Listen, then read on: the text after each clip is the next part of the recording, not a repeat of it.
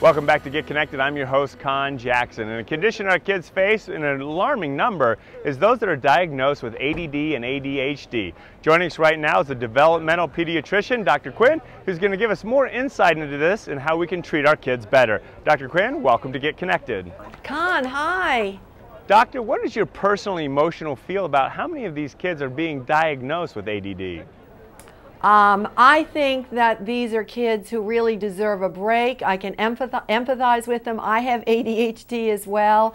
I love working with them. I think they're great kids, and most of them deserve a break. Well, doctor, it seems like an alarming amount of kids are being diagnosed with ADD. What is the criteria for diagnosing it properly?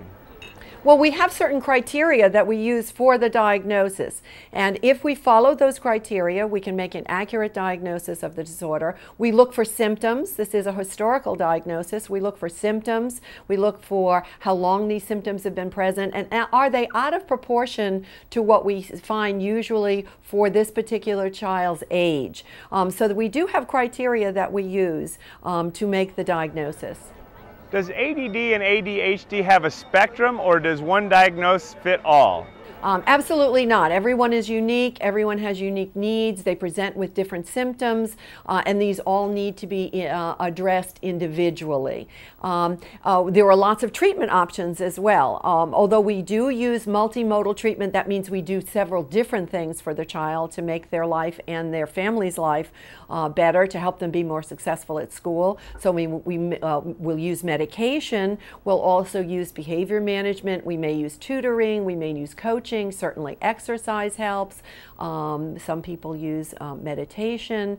So they're and teaching skills, organizational strategies. So we use a combination. I think the most important thing I find, though, in working with these children is they need consistency.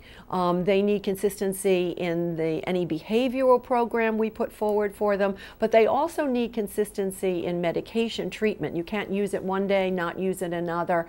But we need to consistently design a program for them. The survey we did actually showed that parents were looking for that too. They were looking for help throughout the day, on the weekends.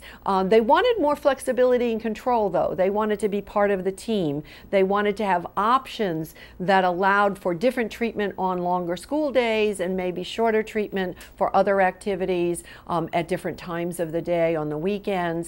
So we need, our job really is to give parents that information, and they're asking for it. And doctor, can you give us some advice for any parent out there that's giving medication to their kids to feel better about it?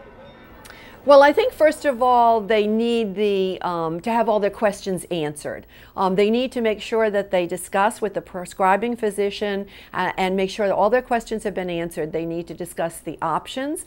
They need to discuss when they should medicate, how long the medication will last, for example. But they also need to discuss side effects. They need to be good consumers, and they need to be an advocate for their child. That's very important. They also need, as I said, to know about the newer long-acting medications, which can help control symptoms in the afternoon and evening. In the survey we did, over half of the parents said homework time is also a problem, not just school time. So they need medications that manage symptoms during those times of the day as well. An example, I find many parents don't know about these options. There's a patch available for treatment of ADHD. Most parents don't know about the patch. It's called Atrana. That provides them some of that flexibility they're looking for, since a patch, as opposed to a pill, can be worn different lengths of time. A pill, you just take it and it has a duration of action for X amount of hours on average. What we find, though, with the patch is it's approved for 9 hours. You can wear it on school days for the 9 hours, take it off, and have a 10-hour control of symptoms that takes care of the homework time for these parents and the after-school time for the child's behaviors. And on the weekends, since it's a patch as opposed to a pill, it can be removed.